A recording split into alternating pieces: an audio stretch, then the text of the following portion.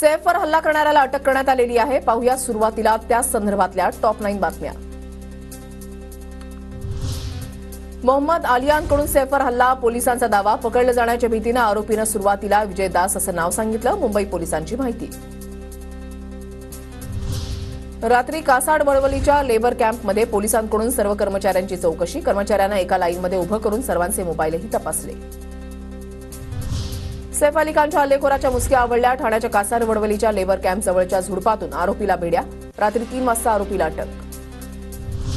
मोहम्मद आलियान असं अटक केलेल्या आरोपीचं नाव। आरोपी मूळचा पश्चिम बंगालच्या नदिया जिल्ह्यातील असल्याची माहिती। 2 दिवसांच्या शोध मोहिमेनंतर आरोपीला बेड्या। अटकेनंतर आरोपी मोहम्मद आलियानला पहाटे 3:30 वाजता चेंबूर पोलीस ठाण्यामध्ये आणलं। मुंबई पोलीस आणि गुन्हे शाखेच्या पथकाकडून चौकशी। 4 वाजताच्या सुमारास आरोपीला खार पोलीस ठाण्यामध्ये आणलं।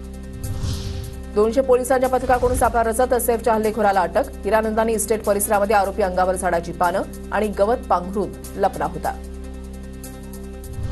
पोलिसांकडून मोबाईल लोकेशनच्या आधारे हल्लेखोर मोहम्मद आलियानचा शोध। गुन्ह्यापूर्वी मोहम्मद आलियान वरळीमधल्या कोळीवाड्यामध्ये काही मित्रांसोबत वास्तव्याला होता। सैफ अली खानवर उपचाराचा आज 4था दिवस। लीलावती रुग्णालयामध्ये उपचार सुरू। सैफची प्रकृती सध्या स्थिर। सैफला उद्या रुग्णालयामधून डिस्चार्ज मिळणार।